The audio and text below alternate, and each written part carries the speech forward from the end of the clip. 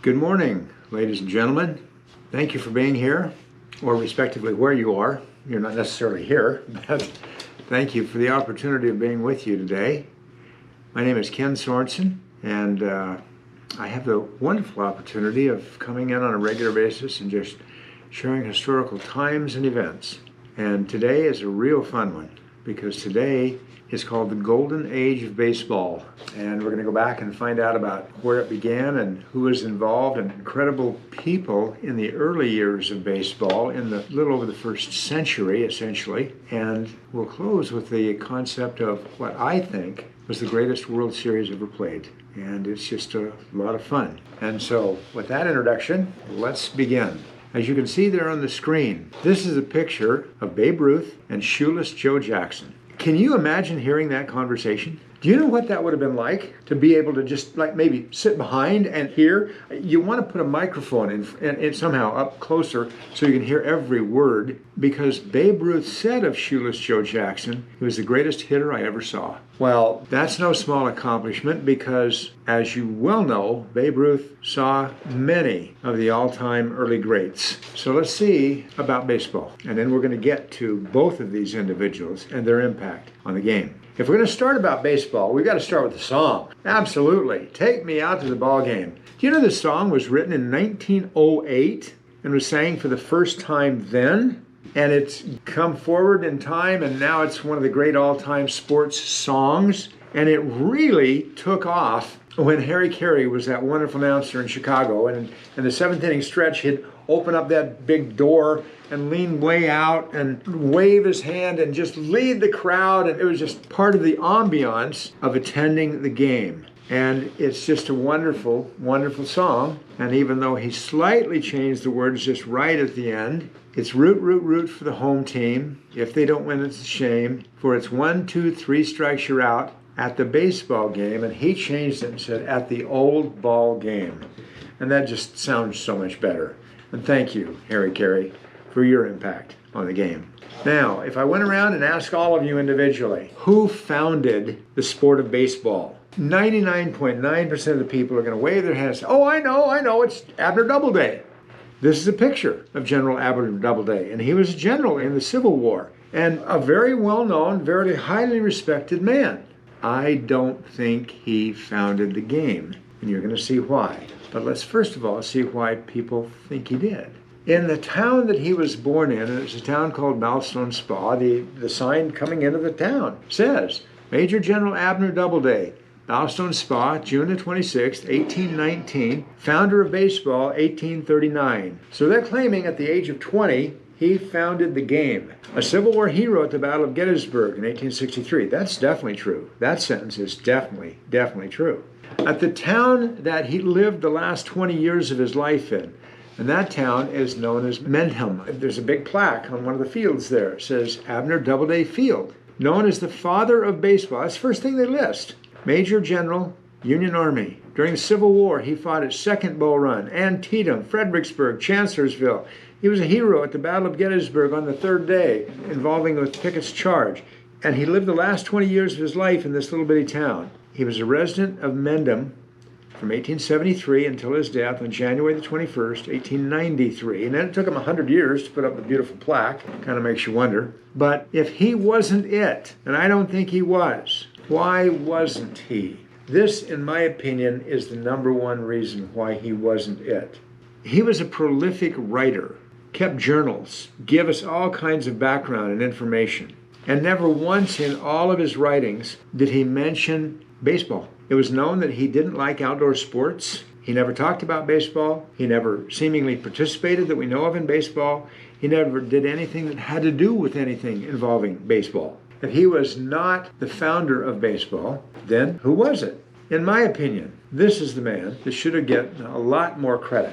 This is Alexander Joy Cartwright Jr., the father of modern baseball. He formed the very first Knickerbocker Baseball Club in 1845. And if you look carefully there at the bottom of that slide, it shows an early picture of that baseball team. That's kind of interesting because it had to be one of the earliest pictures ever made, because photography came out in the mid-1840s and he was involved. So much involved that it even gives us this background. This says, baseball was publicly invented by a man by the name of Alexander Cartwright in New York City. The members of the New York Knickerbockers Baseball Club agreed on creating the first rules and regulations that were accepted for the modern game. Even though people at the time had different versions of the game, Cartwright was the most popular, and he then published a set of official baseball rules. This is what that publication looked like. Title page, Rules and Regulations of the Knickerbocker Baseball Club, adopted September the 23rd, 1843, and if you'll notice there on the screen and you look down on the bottom, on the left, it says printed in Cooperstown, New York. Is that coincidental? No. Cooperstown, New York is where the Baseball Hall of Fame is. He wrote the first set of regulations and rules. Okay? In Baseball Hall of Fame, the plaque that is dedicated to him, it says, after his name, the father of modern baseball. Okay, I'm comfortable with that. Why? He's the first one that set bases 90 feet apart. He's the first one that created 9 men on the side in the inning. He's the first man that created the concept of 9 innings. He's also the creator of the box score. That's pretty darn impressive. And he ends up spending the rest of his life promoting the game. He ends up in California and creates baseball leagues. He ends up in Hawaii and creates baseball leagues. Everywhere he went, he promoted the game of baseball. I'm very comfortable with giving him the credit that he should rightly have for the game. And if that's the case, then why in the world do we think it's a big deal that had Abner Doubleday to do anything about it? I'll get to that because we're going to be talking chronologically, and I will get to that. This is a picture in the Civil War. Interestingly enough, in prisoner of war camps, obviously everybody's bored to death because you're doing nothing. And the northern armies and the soldiers of the northern armies knew how to play the game, and they played the game. The southern armies didn't know the game at all. And I've always found that kind of interesting, and I've just kind of assumed that what that meant was the North came from a society that was more manufacturing and production oriented, and the South came from an agrarian society that was more of a hard work of can see to can't see. And so you didn't have the discretionary time that the northern soldiers seem to have had. And this is very distinctly a baseball game. You can see the bases, you can see the runners, you can see the crowd, you can see the position players. There's no question, it's a baseball game. After the war, the Cincinnati Red Stockings created in 1866 an amateur club, and they became fully professional in 1869. They won 130 straight games in the last 2 or 3 years of that decade. And as impressive as that sounds, and it does sound impressive, you have to remember the caliber of competition. They were a barnstorming team, and they would go around to towns all over. And when you heard that they're going to be coming to your town, oh, great. So what would you do? You would go out and get your brothers and your cousins and your nephews and neighbors and anybody else and get together and have 2 or 3 practices and come out and play these guys. This is what they do all the time. And it was going to be a lot of fun, and you knew you were going to lose, and you did. But everybody enjoyed the game. Star players, Harry and George Wright and Asa Brainard. You're going to have to be heavy into baseball history to know anything about those 3 guys. This is an interesting picture of that Cincinnati Baseball Club. This one's taken in the early 1870s. Look carefully at the uniforms. There's only one guy, and that's in the back row in the upper left-hand corner where it appears to say the name of Cincinnati, and nobody else even has that. You also, if you look carefully, you can't see any equipment. It was thought that in the early years, if you used a baseball mitt, you were a wimp, and you weren't man enough to play the game. Also, it appears in this picture that one of the requirements almost had to be a mustache. Interesting looking early group. Then how did we get from barnstorming teams to organized leagues? And it has everything to do with this man. This man's name is William Ambrose Herlbert. And you're all going, who? In the mid-1870s, Herlbert was an attorney with way too much money and way too much time on his hands. And so what he wanted to do was he wanted to create a league. And he took applications. And the requirements were you had to have at least 75,000 people in your community. And he wanted to form a league of 8 different teams. And there's going to be 70 games in a season. So you're going to play each of the other 7 teams 10 times, and at the end of the season, you're going to get a pennant. Whoopee. And they started what became known as the National League. He is the founder of the National League. So obviously, that's a pretty big deal.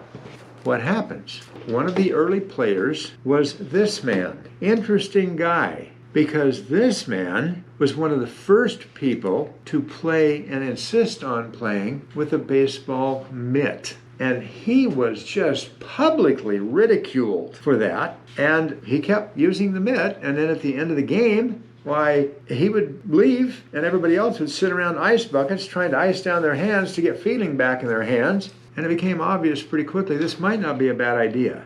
His name is Louis Spalding. And after he retired from baseball, he created a company that started manufacturing baseball equipment, Spalding mitts and bats, and did very well. And eventually he gets into other sports equipment and does quite well. In the late 1880s, this man played, and this isn't a Major League Baseball Hall of Fame plaque, but it is a Cincinnati Reds Hall of Fame plaque. This man's name is William E. Dummy Hoy. Now, obviously, that nickname is not going to go well in our modern political correctness era. Why was he called that? Because he was mute. He couldn't talk. Okay, how in the world do you play baseball? He played center field. He's 5'6" and weighs 140 pounds. And he can run like the wind. But if you're out there and the ball is coming to you, how do you let everybody know that you're going to catch it? When a ball was hit to center field, the left fielder and the right fielder would start to move over just to kind of cover just in case. But he had a very distinctive sound that he would make when he was announcing he was going to take the ball. And when they heard that specific squeak, they knew he was there and he was going to make it. And he did make the majority of the plays. What's interesting is that he became the first player in the game to throw out runners going from third to home from center field. And he did that 3 times in one game. And that established a record that stood for many years. Quite an interesting player. In 1905, there was a sports writer, a man by the name of Harry Chadwick. And Chadwick brought out in his column, baseball is a wonderful game, but we don't know where it came from. How was baseball founded? And then this man, this is Louis Spalding. And I'm going to back up just a second. Same guy as here. This is later in his life. He has become essentially what we would call a baseball commissioner.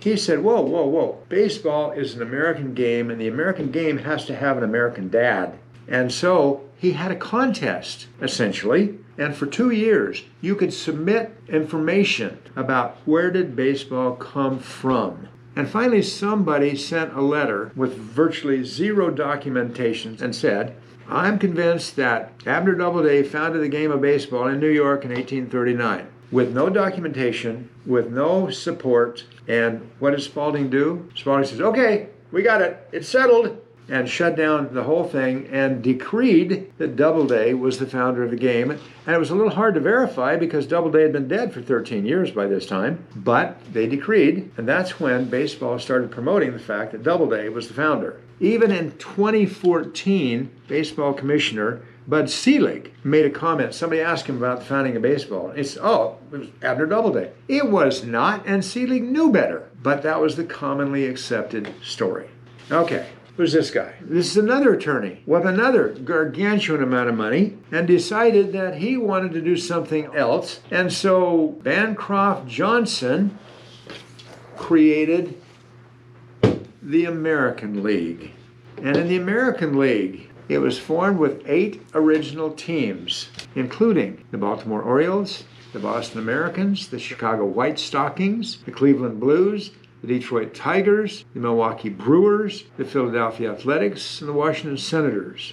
And the American League is in direct competition with the National League. So what do? Well, they start offering giant contracts to other players from the National League to come and play in this brand new American League. And the competition started. And they eventually get into the World Series a couple of years later. How did that come about? It had everything to do with this man. This man's name is Barney Dreyfus. Dreyfus had owned a minor league club in Memphis, Tennessee, and in the fall of 02-03, Dreyfus had become aware that the Pittsburgh owner wanted to sell the team. And so Dreyfus went to Pittsburgh and made an offer and bought the Pittsburgh Pirates. He was smart enough to bring with him his best player from Memphis. That player's name was Honus Wagner, and we'll get into him too. The Pittsburgh Pirates had a very successful season that year, and at the end of the year, they won the league championship, but he was interested in more. So he pulled out his iPhone and called up Boston, who had won the American League Championship, and said, "Hey, you want to get together and we can have a series of games?" "Oh, great idea. Great idea." This is a ticket from the World Championship Series, Boston and Pittsburgh. Look at the price, 50 cents. Oh my goodness sakes, how interesting. And Dreyfus was so pleased with the way it went, he paid his players extra money for the participation in the World Series. And wow, that went over well. Somehow along the line, his story got lost. And a baseball historian in the 1980s and 90s dug up his story and started promoting him. And it took until 2007, but in 2007, he was finally put in the Baseball Hall of Fame as the creator of the World Series. One of the early players that the American League brought over from the National League was this man. This is Denton T. Cy Young. He was 31 years old when the American League came calling. And by that time, he had already won 285 games in his career. And they wanted him to come to the American League, and he did, and became a dominant pitcher. And what an incredible guy, because he ends up winning 511 games. He's still the all-time winner in baseball games in history. And you need to remember that this is in an era where if you started the game, you finished the game. There's no such thing as relief pitchers. None of this analytic nonsense. You finished the game. And he was absolutely amazing. But if you look closely at his Hall of Fame plaque, he actually pitched a perfect game in 1904 where nobody even reached first base. He was quite impressive. Why the name Cy? Because when you stood up at bat against him, it was kind of like swinging at a cyclone. That ball just came in so fast and so hard. It was just unbelievably difficult to even keep up with. He pitched till the age of 44. He won his 511th game at the age of 44. When he died in 1956, baseball decided they wanted to do something in honor of Cy Young, and so they created the Cy Young Award. This picture is the Cy Young Award. This one actually was given to Zack Greinke in 2009 when he was then with the Kansas City Royals and had a great year with them then. And it started out being given as the best pitcher in baseball, and they did that for about 10, 11 years, and then in 1967, it was decided that's really tough because how do you compare the pitchers in the American League and the National League? And so they've started then in 67, they've given one Cy Young Award in each league to the best pitcher that year, and 2009 was given to Zack Greinke. He went on and became a starting pitcher with the Los Angeles Dodgers, and then in 2016, the Arizona Diamondbacks hitched up a Brinks truck and drove it to Los Angeles and gave him the keys to it and said, "Take all you want, but just come to Arizona." And he did, and pitched for Arizona for 3 years, and then before Arizona traded him in 2019 to go pitch for the Houston Astros. This is another early picture, a man by the name of Christy Matthewson. And they always said that Matty was the master of them all. Christy Matthewson was an early pitcher with the New York Giants, and he had a fadeaway, and that's what we call a curveball, that it literally would, as it was approaching you, it was coming toward the inside, and then it almost like it fell off and just fell right down through the strike zone. And he developed that, he developed the screwball, and he was just a fabulous, fabulous pitcher. And in that first decade of the 1900s, he got the New York Giants into the World Series 3 times, and they won it twice.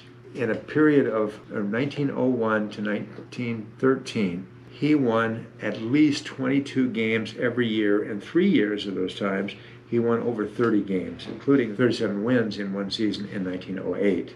I've always loved this quote from him. "Anybody's best pitch is the one that batters ain't hitting that day." Well, no kidding.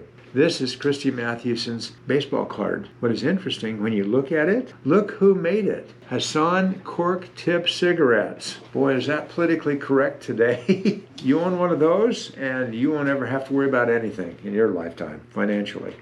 This is the baseball card of the Giants manager. This is John McGraw. John McGraw was the first manager that any team went out and hired to become the manager to try and improve the team. Because up to that time, it had always been assumed that, well, anybody can manage and everybody knows how to play the game, so it's not that big of a deal. And the Giants had all kinds of talent in the 1890s and never could quite put it together. And finally, the owner went out and hired John McGraw and said, make my team competitive. And boy, did he ever. And the Giants were one of the big starring teams in that first decade. This is kind of an interesting picture because in 1925, at an old-timers game, there is Babe Ruth standing next to John McGraw. And what an interesting picture.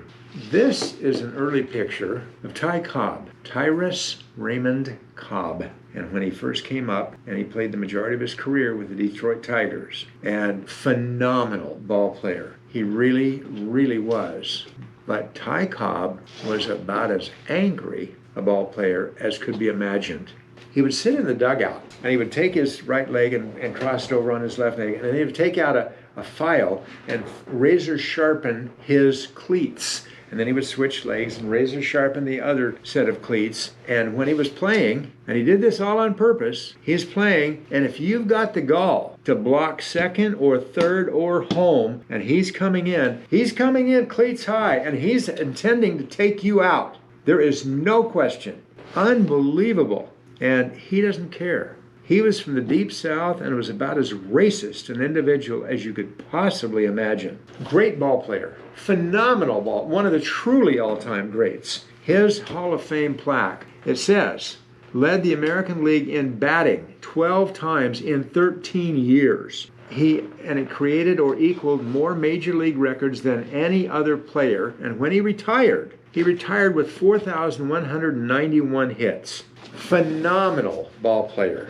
And this is an interesting picture because in this picture, this is much later after he had retired, and this is Babe Ruth and Ty Cobb, and they're at a golf tournament, and they've tossed a golf club to see who's going to hit off the first tee. One of the great stories of Ty Cobb was in the early 1930s. He was driving through South Carolina. He was out in the middle of nowhere, and his car was starting to run out of gas. And he came out onto this little bitty old town, and they had a gas station. And he went in the gas station, got his car filled up with gas, and went inside to pay. And he looked up and he saw the clerk. And the clerk looked at him, and he looked at the clerk. And the clerk didn't say anything. And finally Ty Cobb said to him, "Don't you know who I am?" And the clerk said, "Of course I do. But most don't want to talk to me, and I didn't think you would." That clerk was Shoeless Joe Jackson. And I'll get into Shoeless Joe, but oh my goodness, what an amazing moment. As Cobb was retiring, a guy came up to him and said, "Cobb, I understand you've made a lot of money in baseball." "Well, what of it?" "Of course I have, but what of it?" He said, "Well, there's a couple of companies you may want to look into because those companies are getting off the ground and they've got a really good chance of making a lot of money." And so he looked into them and invested into them. And he got in on the ground floor buying stock in Coca-Cola and General Motors. When he died in the late 1960s, he donated over $1 million to a hospital in Atlanta, Georgia, so that they could create a children's cancer ward. He got better as he got older, but he was always very difficult to get along with. And then we have Honus Wagner. Honus Wagner was called the Flying Dutchman. Honus Wagner, if you saw him in street clothes on the street, you wouldn't think he could walk and chew gum. He just didn't look like an athlete. He was a big, lumbering Dutchman. He was 6'3" and he weighed about 240 pounds. And then you put him in a baseball uniform and he looked like he was just grace personified. He played shortstop. His hands were so massive with that glove that when the ball was hit to him, he'd reach down and start scooping up the glove with the ball and start to throw the ball to first base. Often he would scoop up a whole fistful of dirt and throw the ball up, and then he would toss it to first base. And you're the first baseman, and you're trying to pick out in this cloud of dirt which speck is the ball coming. And that was not unusual for him at all. He was just an amazing ball player. I loved this picture. This is from the 1909 World Series. This is Honus Wagner on the right and Ty Cobb on the left, and the Pittsburgh Pirates are playing the Detroit Tigers. And in that series, there was an incredible moment in the first game, because everybody knows that Cobb is super competitive, and he's also a great baseball stealing bases. He gets a hit in one of his first at-bats, and he's on first base, and the pitcher gets the ball back, and the pitcher's starting to get ready, and he's almost to start his windup, and Cobb stands up on first base and screams out, "I'm coming on the next pitch." Well, everybody can hear it in the field. Everybody knows what's going to happen, and the stands can all hear it. And the pitcher starts his windup and throws the ball, and Cobb takes off running. Wagner, who was playing shortstop, runs to second base and gets the throw, and Cobb comes in, cleats high, ready to level anybody that's in the way. Wagner backs up, sidesteps, takes the ball in his mitt and swings at Cobb, hits him on the side of the face so hard it created loose teeth temporarily, and then stood over Cobb and said, "We play tough in this league too, Mr. Cobb." And I've always loved that. I really have.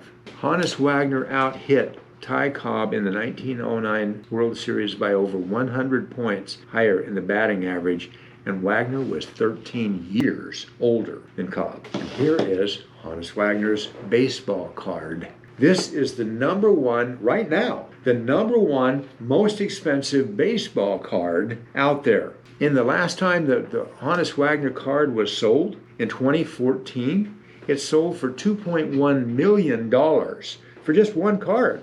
So see, you should have kept all your old baseball cards, because there's a lot of them. They're worth a lot of money.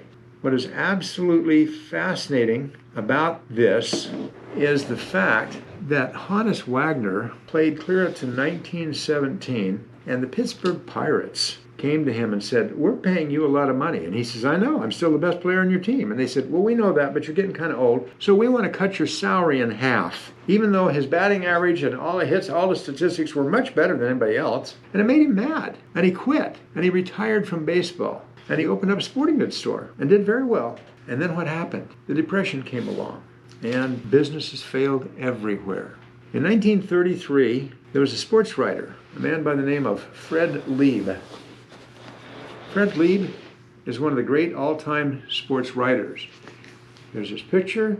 Fred Lieb wrote about sports and primarily baseball from 1910 to 1970. He saw everybody from the early stars clear up to Johnny Bench. Fabulously interesting book. 1933, he's walking the streets of Pittsburgh just waiting for the game eventually to start. He stumbles onto a guy that looks familiar standing on a street corner, and it's Honus Wagner. He walks up to Wagner and says, "Well, how you doing?" He says, "Well, not so good. My business failed," because everybody's business failed, and just not doing well. And he found out, Lieb found out that Wagner, is essentially homeless. And Lieb went back to New York and wrote an article that went national about how Honus Wagner, one of the all-time greats, was being mistreated. And it so embarrassed the Pittsburgh Pirates organization that they went out on the streets of Pittsburgh and found him and brought him back and hired him as a coach. And he coached with the Pirates for the next 15 years before he finally retired again. And every time Wagner saw Lieb after that, he grabbed Lieb's hand and said, "Thank you for helping make my life better." And Lieb says, "Oh, no, you did it all." He says, "No, thank you for giving me the opportunity." Wagner was about as classy a guy as you would ever run into. And here is the South Carolina Hall of Fame, and here's the plaque for Shoeless Joe Jackson. Shoeless Joe Jackson grew up in South Carolina, and why the name Shoeless? Because his family was dirt poor, and supposedly, the story goes, that he really never even had a new pair of shoes ever given to him until he was in high school, and the team gave him shoes to wear. But he was a natural athlete and a fabulous, fabulous hitter. He gets into the major leagues and he plays for the Cleveland Indians very, very well. And then in about 1915, he was sold to the Chicago White Sox. And the Chicago White Sox were an excellent team. They were built for the World Series. And they got to the 1919 season, and there was no question they were going to win the World Series, because they had all-stars at virtually every position, including him in center field. However, there was a little bit of a problem with the Chicago team, and that is the owner. And it was known as the owner was just hard line. And you wanted water in the dugout? Well, bring it yourself kind of mentality. And he was really hard to get along with all the way around. And the World Series came along. And what happened? The White Sox lost the first game to the Cincinnati Reds, and everybody was in shock. What? Oh, it's just a fluke. And the Chicago team won the next one, and then the Cincinnati team won 2 more, and Chicago won 1 more, and then Cincinnati won it again and won the series. And it's done. What happened?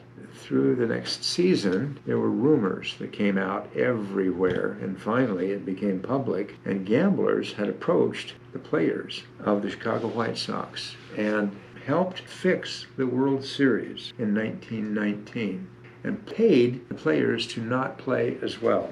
And that resulted in a court case in Chicago, and all kinds of documentation was gathered. So what happened in that court case? The night before the case was to start, documentation disappeared. Well, it is Chicago, and it is the early 1920s. And so the courts decided, well, we're going to try this again. The case was given to the jury. The jury exonerated them because it's the jury of peers, and they know all the players, and they know what a jerk the owner was. And then the baseball commissioner, his man's name is Kennesaw Mountain Landis, called in all the players one at a time and asked them, did you know about the fix? And did you report it? And he got to Shoeless Joe Jackson, and he said, did you know about the fix? And Shoeless Joe says, well, I don't know. It was kind of hard. Shoeless Joe Jackson was illiterate. He couldn't read or write. It's always been not completely clear, did he really know what was going on? Because when you look at the statistics in the 1919 World Series, Shoeless Joe dominated on hitting for power, on average, on throwouts, on and on and on. Had a fabulous series. If he was in on the fix, you couldn't tell it by the way he played. And Judge Landis banned the entire team for life from the game. And one of the saddest moments was when that team walked out of that big court building in Chicago and down those huge stairs, and crowd everywhere out there. And a little boy comes running up to Shoeless Joe Jackson and grabs him by the arm and shakes him and said, say it ain't so, Joe. Say it ain't so. And Joe Jackson would have been one of the all-time greats in baseball and was banned for life. One of the other great players in that era was Walter Johnson. He was called the Big Train. He played with the Washington Senators for many, many years. And what was crazy is many of those teams, I don't know that some of those teams could have even beaten a high school team. And he ended up winning 414 games. They did get to the World Series twice, and he actually won the World Series in 1925. In 1925, this is an old-timers game. And take a look at this picture. This is kind of interesting because you have on the left Smokey Joe Wood, who won 117 games as a starting pitcher. Then you have Cy Young, who won 511 games as a starting pitcher. Then you have Lefty Grove, who won 300 games as a starting pitcher. Then you have Walter Johnson, who won 414 games as a starting pitcher. That combined is 1,345 games. Wouldn't that be a fun pitching staff to have on your team? This is Lefty Grove. Lefty Grove came down in baseball, not only winning 300 games, but he also came down as the first pitcher to strike out the side. That means the 3 batters you face. He struck all 3 of them out on 9 pitches. That's no small accomplishment. He did it twice in the same season. Only 4 of the pitchers in baseball history have ever done that twice in their career. And he did it twice in the same season in 1928. The other 4 pitchers are Sandy Koufax, Nolan Ryan, Randy Johnson, and Max Scherzer. Not a bad group. The greatest quote about Lefty Grove, as a sports writer at one time said about him, Lefty Grove could throw a lamb chop past a hungry wolf. Always loved that quote. And then Babe Ruth. Babe Ruth grew up in Baltimore, and he ended up in Boston on the Boston Red Sox in 1915 when he first came up, and they first trotted him out in batting practice. The manager turned to some of the coaches and said, the kid looks like he might be a little handy with the bat. Oh, really? It has to be one of the all-time understatements of ever. What an amazing, amazing statement. The Boston Red Sox were fabulously good in the last half of the decade of the 19-teens. and won 2 World Series, and he was a big part of all of that. And they won in 1918. And then Harry Frazee, the owner, decided that he was tired of baseball and all the success and all the money, and he wanted to do what he wanted to do. So he started selling all of his team, and he sold the Babe Ruth to the New York Yankees. Talk about a deal with the devil from the Boston Red Sox point of view. And that began the curse of the Bambino for Boston. And Boston doesn't get back into the World Series until 2004. In the Hall of Fame plaque for Babe Ruth, it says, the greatest drawing card in the history of baseball. The holder of many home runs, 714 in addition to 15 more in the World Series. When he went to New York in the season for 1920, up to that time, the record for most home runs in a season was 29. He hit 54 in 1920 because they made him play every day, not just pitch. We know you can pitch, we want you to bat. And so he started playing right field, and the game of baseball changed, and everybody came to just see the power swing. In 1924, this is one of the scariest moments in baseball history. If you look carefully, there's a man laid out on the ground, and he's passed out. That's Babe Ruth, because the ball was hit over his head, and he took off running, and he's trying to catch it, and turned around and ran head first into the concrete wall, and it knocked him out. It could have easily fractured his skull. It could have broken a bone in his neck and paralyzed him. And because of this event, baseball started talking about moving the fences back and putting padding or vines or ivy or all kinds of things, because you can't put your greatest players in danger. In 1925, a young man from New York made the Yankees team, but didn't stick, and ended up back and forth in minor league until 1927. And then Lou Gehrig stuck with the New York Yankees, and Wally Pipp, the starting first baseman, got injured, and Lou Gehrig started to play, and he never did sit down for another 2,130 consecutive games. Lou Gehrig was a fabulous baseball player. First one to ever hit 4 home runs in a game. First one to ever have his number retired. And Lou Gehrig and Babe Ruth became a famous part of Murderers Row, batting 3rd and 4th in the lineup for the New York Yankees for a number of years. Babe Ruth and the New York Yankees had a falling apart in the mid-1930s. Babe Ruth ended up with Boston because he thought he was going to have a chance at managing, and when that became obvious that it was not going to happen, he retired from the game and came back, and Yankees signed him to a one-day contract, and in 1935, there on the screen you can see, he said goodbye to the city of New York and the Yankee organization. In 1939, Lou Gehrig had been struggling, and nobody could figure it out because it didn't make sense. He pulled himself out of the lineup, and there was all kinds of tests made. They didn't know what was the problem.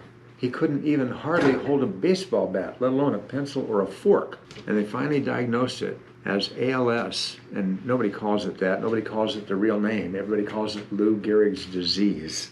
And it's where the brain is impeded in the ability to talk to the nerve endings. So you can't communicate and tell your fingers to move or your body to move, and it doesn't respond the same. And slowly your body will start to atrophy. On July the 4th, 1939, Lou Gehrig said goodbye to baseball. And he said in that fabulous speech, "Today I consider myself the luckiest man in the world." And he was dead 2 years later from Lou Gehrig's disease at the age of 39. In August of 1947, Babe Ruth came again to Yankee Stadium, and this time to say goodbye because he's dying of cancer. And he's once again thanking New York and the Yankees and baseball in general. And a year later, his casket is being carried into St. Patrick's. And you can see the crowds were forever saying goodbye to Babe Ruth. I've always loved this picture, and it looks like something that Norman Rockwell should have painted. And I for a long time, believed that it was painted by Norman Rockwell. And it turns out it's painted by a man by the name of John Loudermilch, who said, "I did this in memory of and in honor of Norman Rockwell and Babe Ruth." Wherever Babe Ruth would travel, he would often stop at orphanages, and he would see young kids and would encourage them to live out their dreams, because he had lived in an orphanage his growing up years. In the mid-1930s, baseball decided that they needed to have a Hall of Fame, and so they named the first class in 36, then 37, then 38, and finally in 39, they opened the building after they got it built, and they had the first classes inducted, and what an impressive group. It really, really was, because you had Honus Wagner and Grover Cleveland Alexander, and Tris Speaker, and Naplin Jolie, and George Sisler, and Walter Johnson, and Cy Young, and Connie Mack, and Babe Ruth. And you had some of the great all-time gatherers, but what you don't have here is Ty Cobb. Because Ty Cobb had stayed in New York, and he was going to have his son drive him up the next day. They got caught in traffic and didn't make it, and the ceremonies were all completely over with by the time Cobb got there. And it's just a crack up because Ty Cobb is not in any of the pictures. In the late 1930s, the new rising stars, obviously, were going to be Joe Dimaggio and Ted Williams of New York and Boston, respectively. The big thing about Joe Dimaggio was the hitting streak in 1941 in that summer, that 56-game hitting streak. In that hitting streak, he had 91 hits and 55 RBIs, batted .408, only 5 strikeouts. Phenomenally great hitting streak that has never been matched. And maybe the best tribute to Joe Dimaggio was given by those two New York City writers in the 1960s, songwriters, when they said, "Where have you gone, Joe Dimaggio? A nation turns its lonely eyes to you." What's that you say, Mrs. Robinson? Joltin' Joe has left and gone away. Hey, hey, hey, hey, hey, hey. Thank you, Simon and Garfunkel. Ted Williams was another great star who, as did Joe Dimaggio, both interrupted their baseball careers and served for 3+ years in World War II defending our country. And bless their hearts for that military service, and that is wonderful. Ted Williams hit 509 total home runs, and then he gave up another year to go back as a pilot in the Korean War. Unbelievable. But what's amazing about Ted Williams, when he came home after World War II, in a spring training game, he came out onto the field, and one of the umpires went running over to him and shook his hand as Williams is walking up to the plate and said, "It's so good to see you." And he said, "Well, I'm glad to be back, and it's a wonderful time." And then Williams took his bat, stood up to the plate, and looked down at the plate and said, "I can't bat. Can't bat." And the umpire said, "What are you talking about?" He said, "The plate's crooked. It's not straight. I can't bat." The umpire looked at him and said, "Oh, what? Are you kidding? No, it's not straight, and I'm not going to bat until it's straightened." Perfect vision is supposed to be 20/20. That means that what everybody else can see 20 feet, you can see 20 feet. And that is considered great vision. Ted Williams had 20/10 vision. And that means when everybody could see it 10 feet, he could see 20 feet. His vision was superior. That plate was 1/4 of an inch, not squared. They had to bring out an engineer to plot the distance and the lines. They lifted up the plate and they moved it 1/4 of an inch, put it back down. He said, "Okay, all right, I'm good. Unbelievable. Absolutely unbelievable.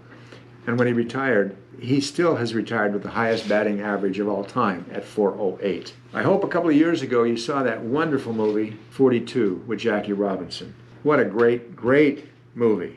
On April 15th, 1947, he opened the season as starting second baseman for the Brooklyn Dodgers. This is the first time in over 65 years that a black man had played Major League Baseball, and he broke the color barrier. Phenomenal ball player. He was Rookie of the Year. They got in the World Series several times and won twice. He was also Most Valuable Player in the World Series, his Most Valuable Player in the league. Phenomenal, great, great ball player. And I've always loved this quote from Jackie Robinson. "A life is not important except in the impact it has on other lives." As great a ball player as he was, he may have been a greater person. And he was strongly involved, and his team loved him. Mickey Mantle came up to the New York Yankees in the early 1950s, and one of the all-time great players. And he was essentially ambidextrous, and he could bat equally well from either side of the plate. What is interesting is that his first big year was 1951, as was Willie Mays' first big year. And boy, these two just drove the city of New York and baseball from the Polo Grounds to the house that Ruth built. They were phenomenal, and they actually played against each other in the 1951 World Series. And in that World Series, third or fourth game, Mays got a hit and it went out to right field, and Mantle took off running. As he turned around to go after the ball, somehow he got his feet crossed and he fell and came down, and his knee hit a sprinkler head in the ground, and it tore up his knee and had to be operated on. Mantle always said that that injury was what prevented him from ever being one of the truly greats. Well, the rest of us always thought he was, but he always said that that held him back. Willie Mays. This is a picture of what I think is the greatest catch in World Series history. This is 1954 when that Cleveland third baseman, Vic Wertz, hit that towering shot into center field and Mays just took off running. Look how far away that is. You can see on the back wall, 483 feet. And Mays took off running and caught it overhead and turned around and threw it back to second base. And the runner on second base got to third, and that was it. Unbelievably great catch. I grew up firmly believing that Willie Mays is the greatest baseball player ever. And then I got to see in 2015, Mays is being invited to the White House. He's going to be given the Presidential Medal of Freedom. What a great thing. And they talk about him and he gets the honor and I'm all thrilled. And then they talk about a woman sitting next to him and they start to explain who she was. And everybody's clapping for her. This is Katherine Johnson, who literally was one of the women that got us into space. She was absolutely amazing. She really was. And Willie Mays was there and was clapping in her honor, as was well deserved. Henry Aaron in the 1950s and 60s and 70s dominated baseball for the Boston Braves, Milwaukee Braves, Atlanta Braves. In April of 1974, he got a chance to bat, came up and smacked number 715, and that put him number one in the all-time home run list. And he stayed number one for 34 years until Barry Bonds broke that record in 2008. Stan the Man Musial, if you were a St. Louis Cardinals fan, you just absolutely loved this man. And for good reason. He was a 24-time All-Star player and literally established the culture in St. Louis of the importance of baseball. And it is. Those people breathe and die baseball. And he's a big part of that heritage. Ernie Banks, Chicago Cubs baseball player, great shortstop. I loved his quote. "How are you doing, Mr. Banks? It's such a good day. Let's play two."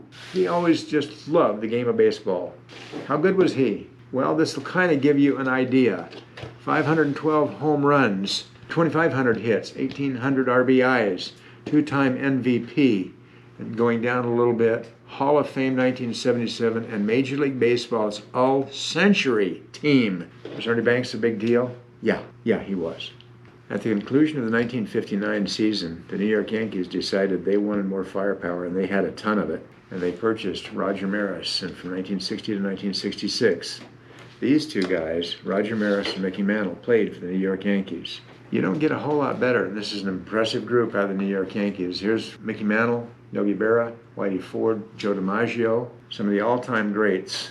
And it kind of comes all together in the 1960 World Series that was played in Yankee Stadium and Forbes Field. And this is where I'm going to tell you why I think the 1960 World Series was the greatest series ever played. Forbes Field no longer exists, but this is the sign. It says the first all-steel and concrete ballpark in the nation. Forbes Field was the home of the Pirates. Site of 4 World Series in 1909, and that's the one with Honus Wagner and Ty Cobb. 1925 with the Washington Senators. 1927, and they got annihilated by Murderers Row with the Yankees. And then in 1960. And 2 All-Star games. They hosted the Homestead Grays, the Pittsburgh Steelers, and the Pitt Panthers. It was a phenomenal place. It really was. That 1960 World Series had 2 very interesting managers.